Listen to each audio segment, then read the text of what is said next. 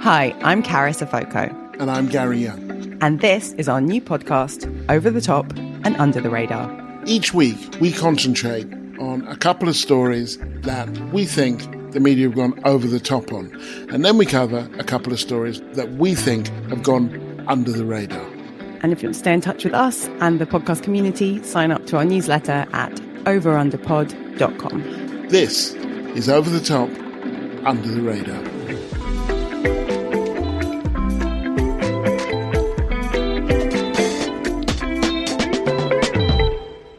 Gary, how you doing? Not too bad. Yeah, I was half term last week, so there was that, in which my 11-year-old, among other things, told me, "Listen, Dad, you're no spring onion," which I thought was a pretty good one. And when I said, it's spring chicken, and she said, "Well, that doesn't make any sense either," which is true. So, yeah. You're no spring onion. Was that, had you done something to prompt that? I'd said that I could kind of karate kick to the level of her head. Yeah. So, I had it coming. It's been a week. Diane Abbott is now going to stand, which is interesting. Among other things, it shows to Labour in a way that they needed to learn that she and what she represents is as important to them, maybe even more so than what they do for her or whoever. They think black people got nowhere else to go, that we are dispensable. I hope they learned a lesson there. In that vein of people we had talked about in previous episodes of the podcast, in the last few days, Faiza Shaheen has announced that she's resigned from the Labour Party and will be standing to be the MP for Chingford and Woodford Green, but as an independent candidate. I do understand why she's done that. I feel for her because they're going to come for her. Labour, by deselecting her and flying in someone from Brent, she probably got an Uber. She probably didn't fly. Yeah, probably an Uber. They've already put that seat at risk. Yeah, so I think, Faiza's a friend. So mostly the last week or so have just been me being concerned for a friend who's already was pushing herself really hard, campaigning during a general election with a small baby. She has been pretty systematically bullied since she was reselected as the Labour candidate, culminating in the horrible Zoom call that I think that some of the recording of it, has leaked.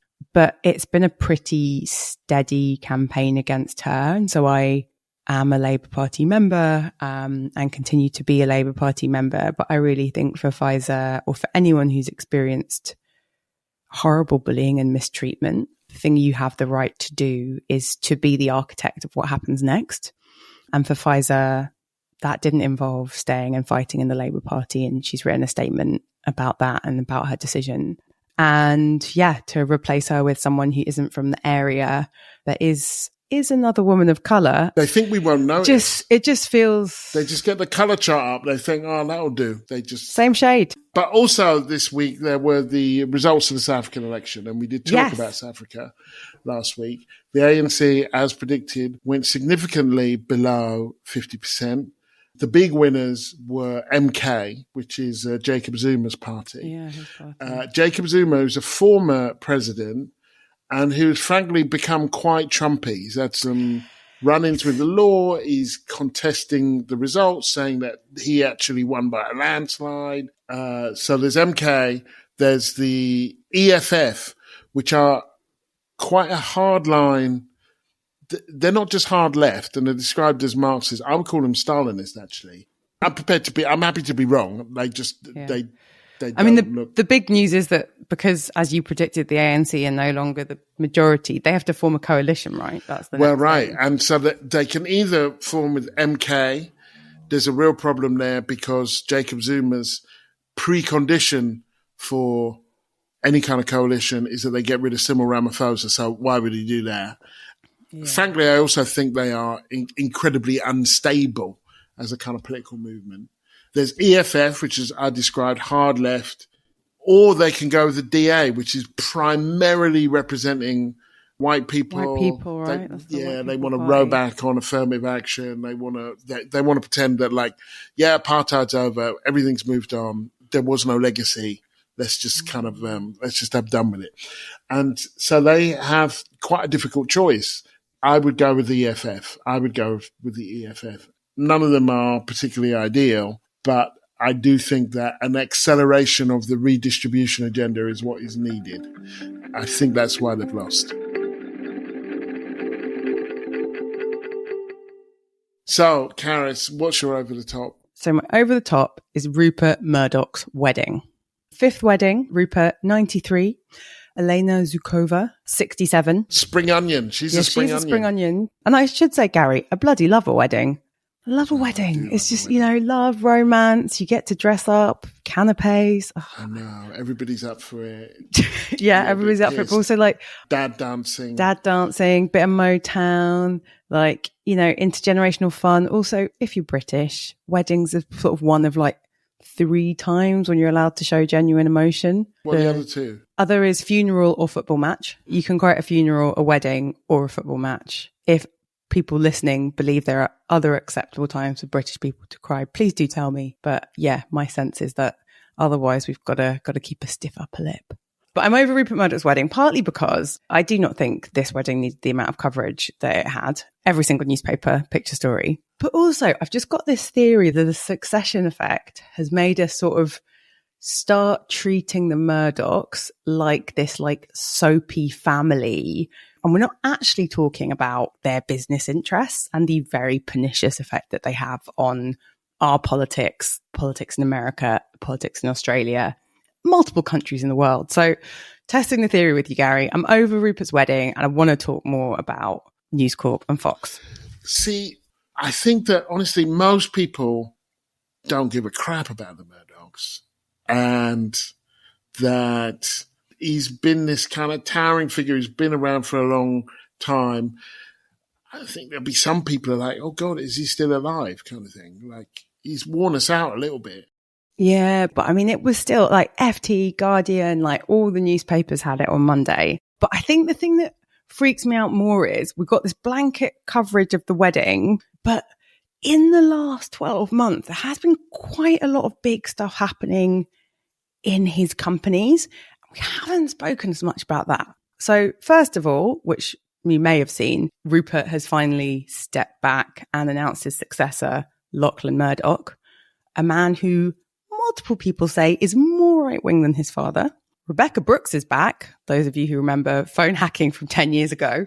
Also, the other big thing that happened, I think just over a year ago now, was the Dominion lawsuit where Fox News paid just under $800 million to one of the companies making voting software because at the last US presidential election, Fox News spread a load of misinformation and fake news saying that the election result wasn't legitimate. We're coming into a year of elections. Occasionally CNN beats it, but Fox News, for about a decade has been the biggest force in cable TV news in America. This family, these companies, have so much influence over our politics, and we're getting more attention on who he's marrying. Lachlan and James Murdoch have fallen out because James believes in climate change and Lachlan's on the fence. And actually, this man, and by extension his family, have built this terrifying media empire that, despite the phone hacking scandal 10 years ago, is still having a pretty pernicious influence on our politics. But I just think, we're not talking enough about it. You lived in America for quite a long time. I'm slightly terrified about what Fox are going to do in November. Yeah, I mean, I hear you. When it came to the 2020 election, actually Fox was the first to call Arizona for Biden. And it actually kind of right-wingers were incredibly angry with it. Undue influence is undue influence, whether it's for your team or not.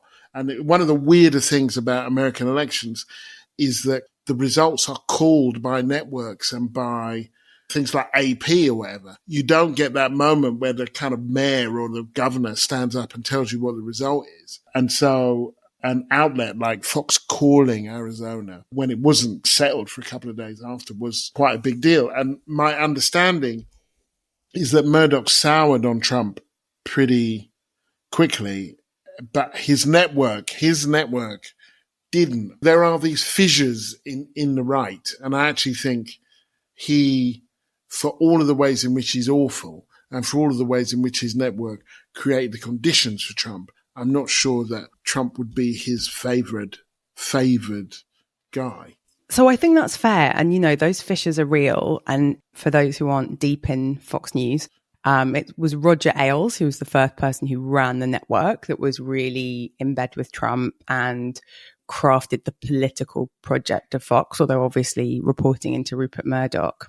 I think the interesting thing about the Arizona call that Fox News made was that it was a moment where this audience and this base that powers the Murdoch empire, like Fox News makes the Murdochs a lot of money. It's how they can pay out phone hacking fines. The Arizona call was one that they were punished for by their audience.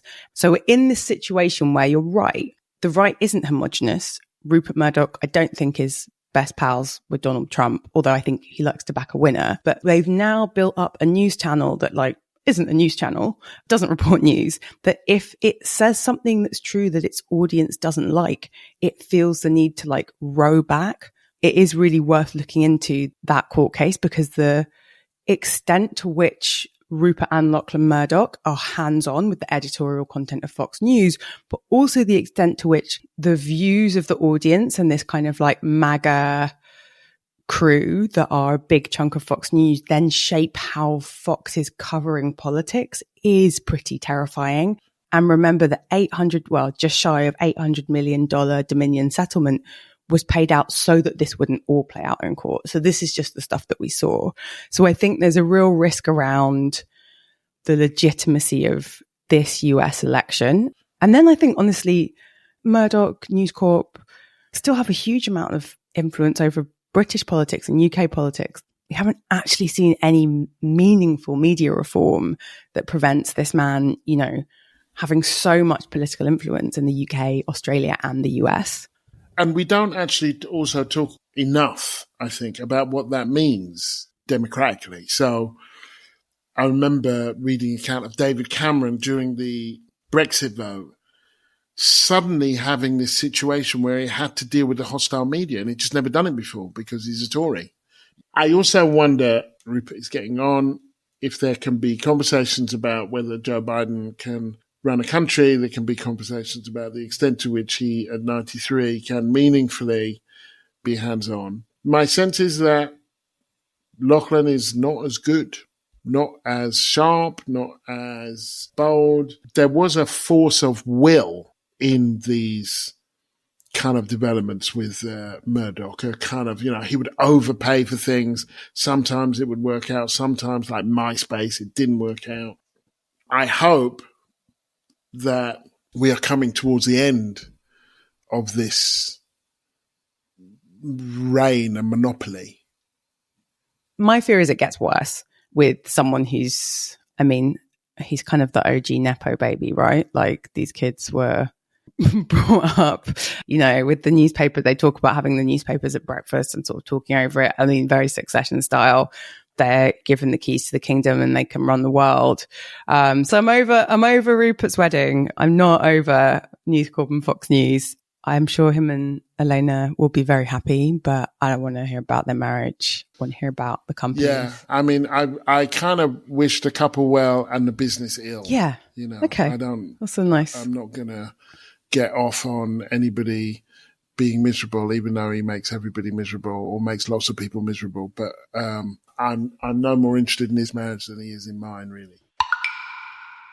My over, and this moves quite neatly on, is Nigel Farage. Nigel Farage just last week said he wasn't going to stand, went on a bunch of shows, including Question Time, said he wasn't going to stand, that he was out of politics, that he was moving on. And then this week he said he was going to stand. He's going to stand as a candidate in Clacton, which has elected a UKIP candidate before. Now they're called Reform. It's not even a party. It's a business. he didn't have to go through any kind of election campaign because he runs a business. So he just became the leader. So there's your democracy for you, and selected himself to stand in Clacton. So Keir Starmer's got a little bit of a way to go before he gets there, although he's working at it. And Keir might be taking tips. Create company, make self chairman of company. Yes, give self country. Here's the thing for me about Nigel Farage, that first of all, the way that this has been dealt with in other podcasts and articles is like, will this hurt Labour? Will this hurt the Tories? Who's he going to take votes from? I just think that's entirely the wrong way to look at it. I know that there's an election coming up, and the truth is that we don't know. But for me, the problem is not what does this mean for Labour and Tories? What does this mean for black and brown people in this country? What does this mean for xenophobia and racism in this country? Because one of the reasons why Farage has been able to soar in the way that he has, even though, in my opinion, he's a talentless prick, and he... he's a good media performer, Gary. I'll give him that. Well, so's Barney the dinosaur.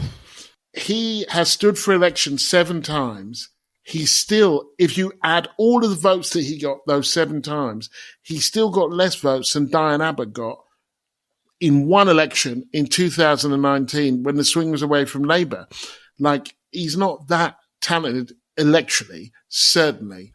Paradoxically, the only time when him and his parties, and it's been UKIP, it's been Brexit, now it's Reform, have done well is in European elections, which he opposes. He opposes Europe. He's in favour of the expenses. And He's in favour of the expenses, and he got caught out on the expenses. My issue here is I think he gets 2 free rides that are unforgivable. The media treat him like a kind of, garrulous, sort of slightly drunk uncle at a barbecue. Like he's good for a quote, and he's not. Fascism is once again a mainstream ideology in Europe, and he comes through that tradition, and he identifies with those like Le Pen and Orbán and Trump and others who identify with that tradition. They don't say to him, right, you want net zero immigration. Who is going to staff our care homes? Who is going to staff the NHS? My mum came to this country to work for the NHS. The NHS from Barbados, they paid her flight. They were that desperate. And you know who was the head of the NHS at the time? Who was the health secretary at the time during the restructuring when they sent for my mum? Enoch Powell. And you know who loved Enoch Powell? Nigel Farage, who said, his speech made an awful lot of sense. So he's not funny. He's not particularly entertaining. He's quite dangerous, and he perpetually misinformed. So he's not held up to a sufficiently rigorous standard. And they say things like, but isn't that divisive? As opposed to, that is divisive, don't you think? Well, I think there are 2 things on that. Like, one is when he initially said he wasn't standing, part of the reason was that he was too busy helping out on Donald Trump's campaign. And I believe this Friday he's hosting a London fundraiser with Holly Valance, bizarrely, from Neighbours. And I think the other thing that I was thinking about this when he, his face popped up on Channel 4 News. And I do think he's a strong media performer, especially having sat through an hour-long debate with the leaders of the 2 main political parties. He's got that sort of public schoolboy confidence. And make no mistake, he is a public schoolboy, despite raging against elites.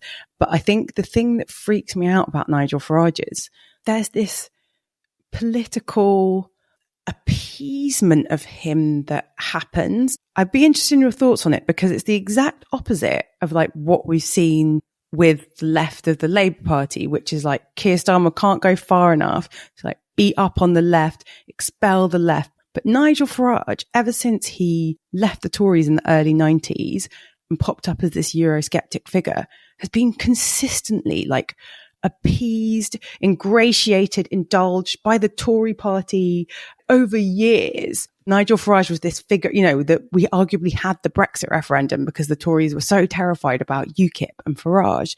And it is like other forms of appeasement. It's never enough. And so now my fear about him turning up to lead reform, which was the Brexit Party, which was UKIP, which was whatever it is.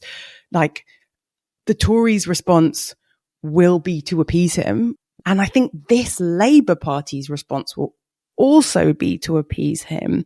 So then we've got a situation where, like, everyone's going to be trying to outdo themselves to sound as tough on immigration as Nigel Farage. So, like, to be Islamophobic and, like, dog whistle racist. And yeah, I don't know how he does it, Gary, because as you say, like, he doesn't actually win elections, but he does turn up like a bad smell and make everyone right wing. And it's curious because there isn't a lot of room to the Tory right? People keep saying, oh, he says things that other people are thinking, but they won't say, which is, first of all, pretty kind of sinister notion.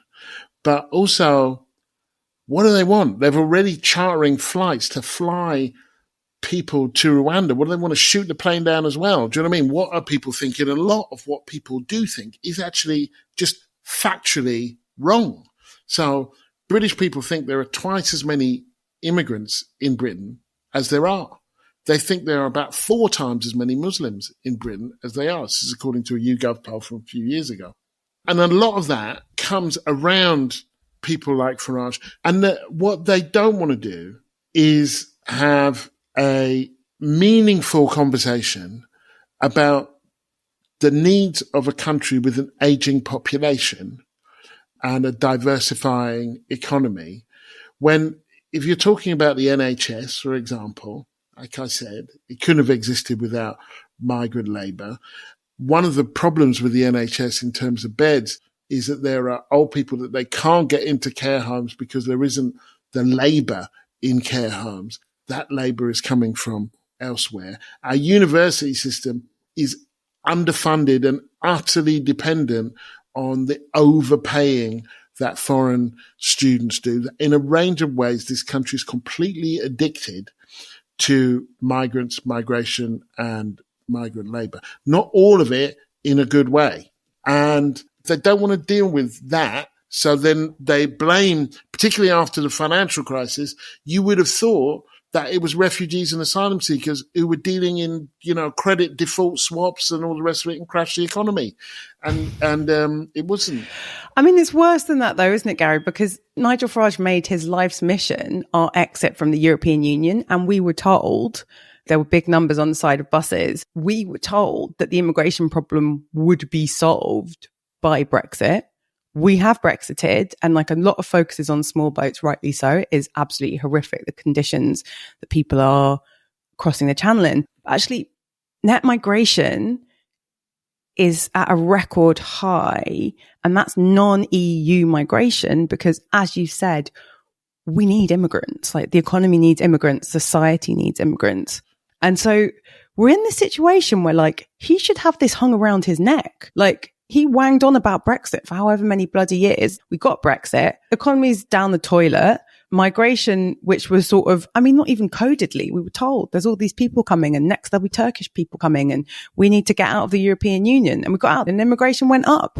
You have to sort of respect the grift and the hustle of this like serial liar who has popped back into our politics years on from the Brexit boat being like, I am the solution to British society's problems. And it's like, you are the problem. You have been the problem. And no one's going to say to him, where do these people on these boats, where do many of them come from? Afghanistan, Iraq, Syria, areas that we've destabilized or we've bombed.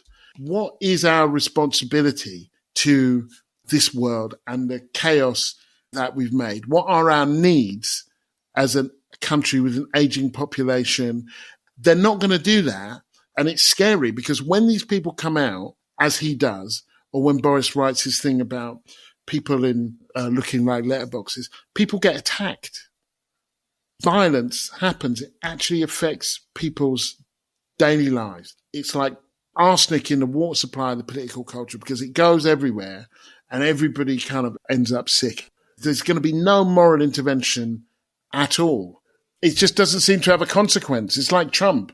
And he kind of comes out and he says, I've changed my mind. It's not always a sign of weakness, And it's like, yeah, he's just so bloody confident, and he doesn't mince his words. And he's like, yeah, change my mind. People can change their mind. I mean, obviously what he's peddling is toxic and horrible, and it's not for people like me. He's made it pretty clear it's not for people with our skin color. But like, I get it when everyone else is sort of just like stumbling over technocratic talking points and not really saying anything real or true. I get the appeal, but it is fucking terrifying. Just a bit of a twat, isn't he? He is a talentless prick. And now it's time for a break.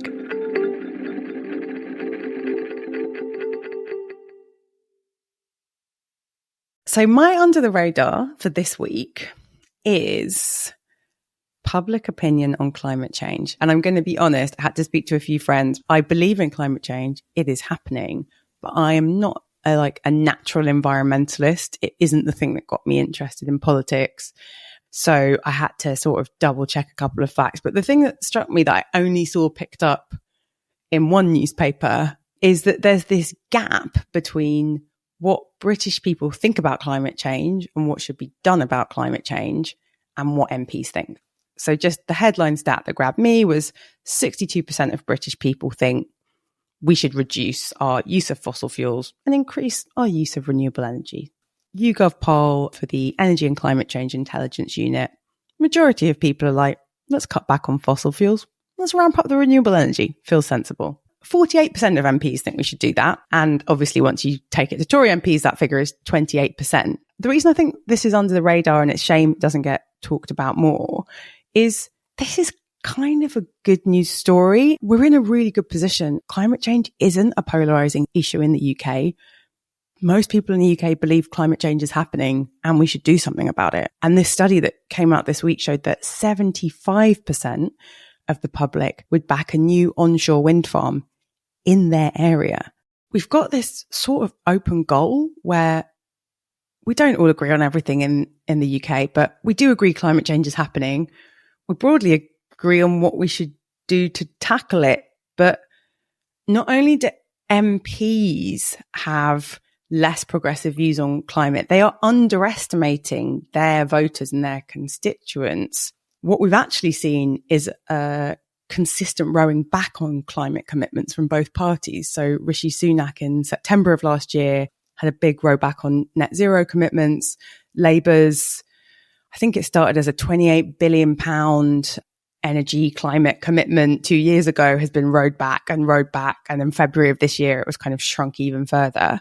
It's one of these issues of disconnect between most people in the country and then political elites.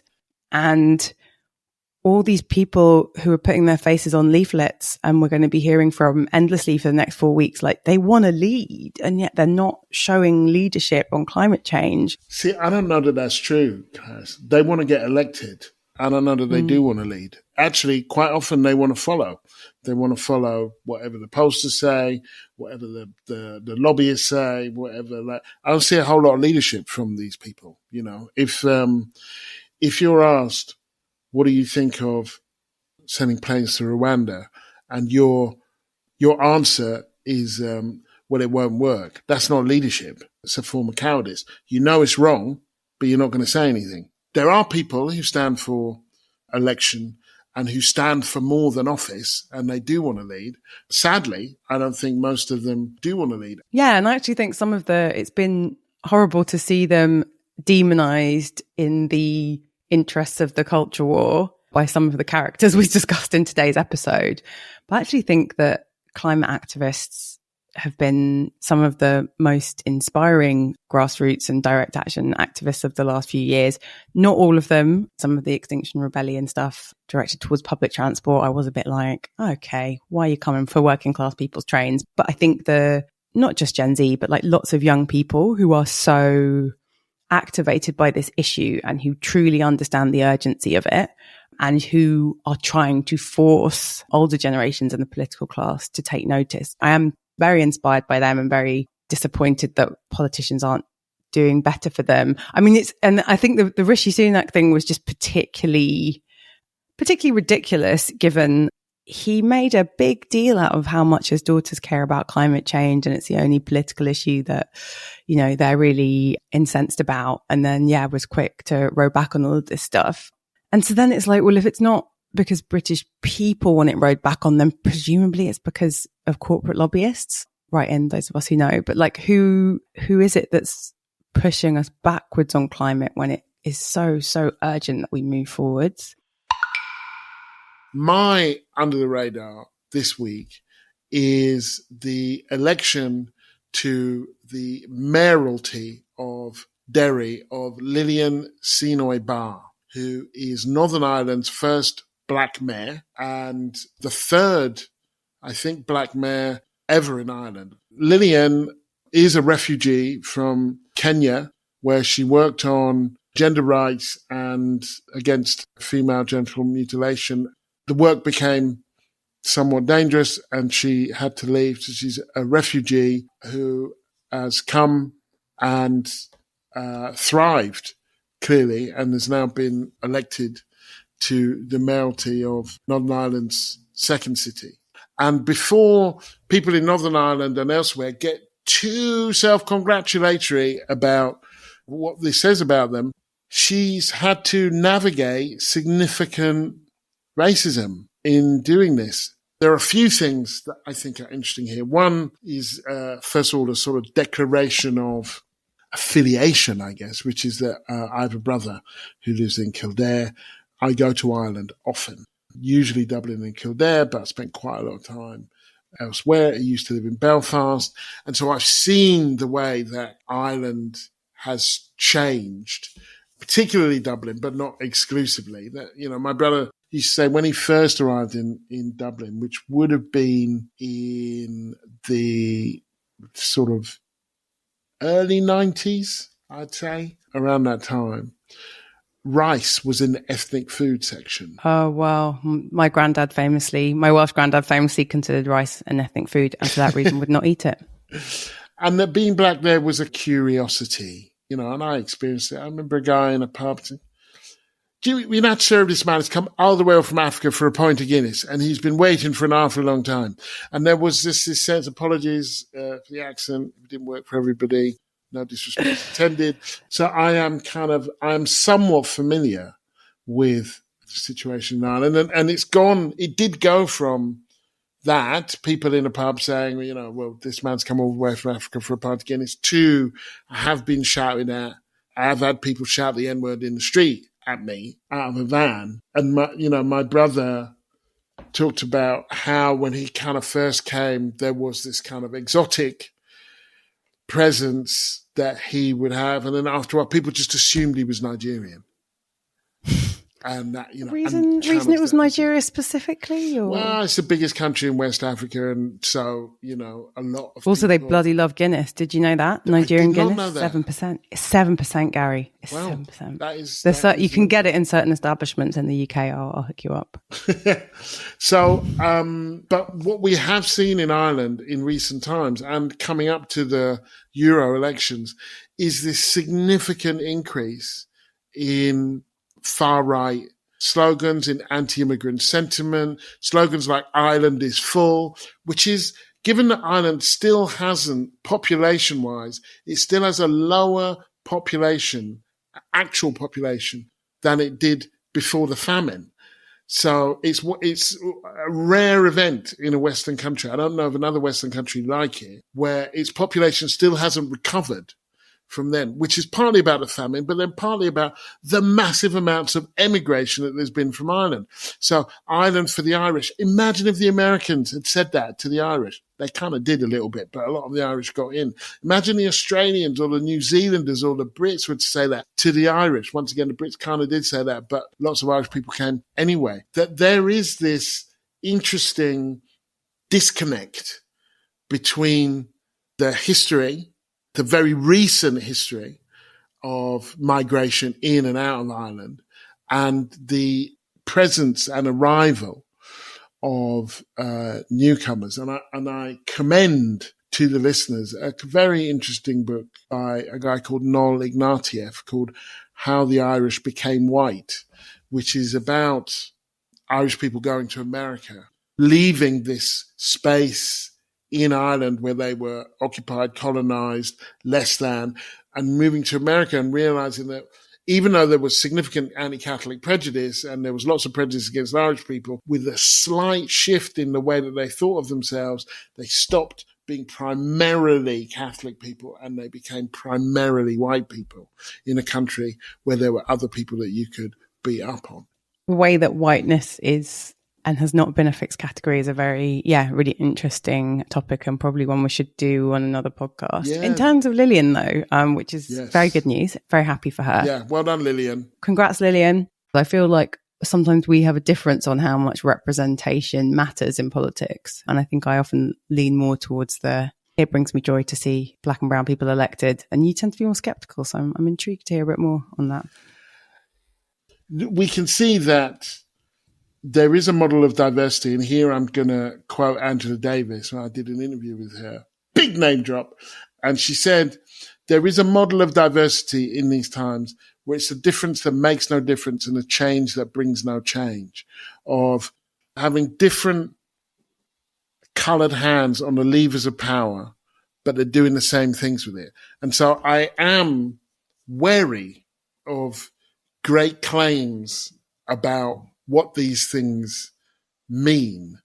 But I think that it's interesting that it happens. When it happens, it is interesting. And so when I talk about her, it's because, first of all, Ireland is a place that I've been interested in, and its kind of racial dynamic as a overwhelmingly white country that has been colonized.